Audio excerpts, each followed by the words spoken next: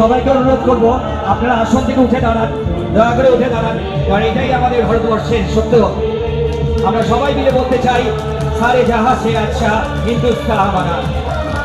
Joy Hind, Joy Hind, Joy Hind.